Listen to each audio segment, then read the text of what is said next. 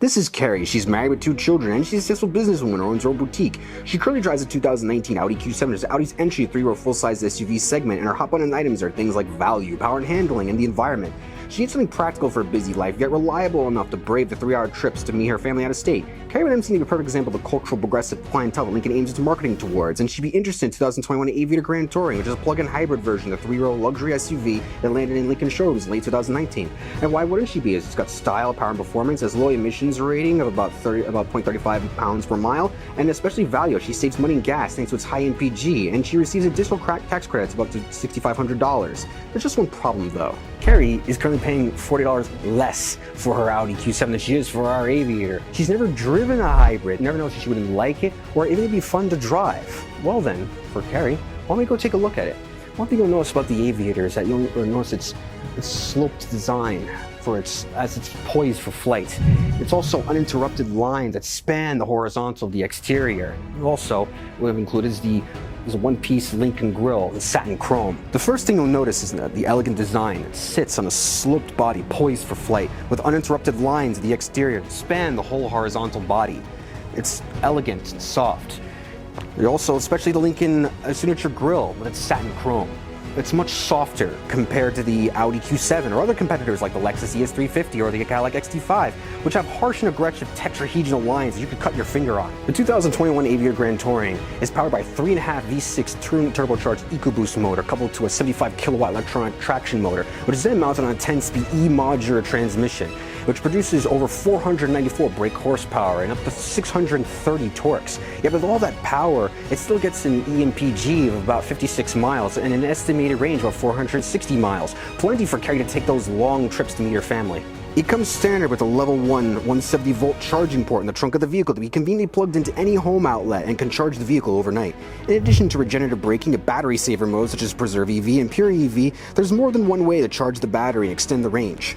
In comparison, the Audi Q7 only has something called a mild hybrid, which is just simply an electronic generator motor coupled up to the vehicle's already existing V6. And unlike an actual hybrid, it can't run independently, it can't be charged, nor can it run off of the battery. So then, that begs the question, why would Carrie want to pay for a mild system when she get the entire thing in the Aviator?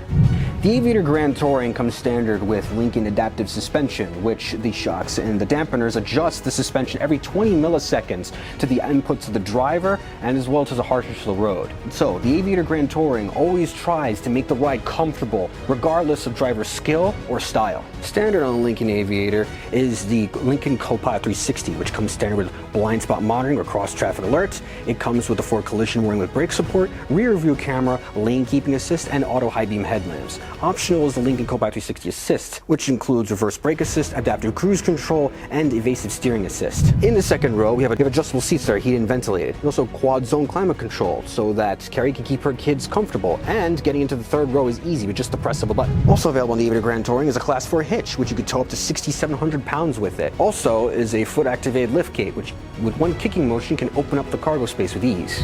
Carrie can also tumble power fold the third row with ease with the push of a button. Through actions such as opening the door or opening the trunk, whimsical chimes and chords can be heard. These sounds are sampled by the Detroit Symphony Orchestra, and over 3,000 different sounds were sampled for the production of the vehicle. Inside the vehicle, we have this nice, quiet sanctuary of interior with perforated leather and heated and ventilated seats. Technology features include a wireless charging pad, holographic heads-up display, touch-activated Sync 3 system with voice-activated sat-nav.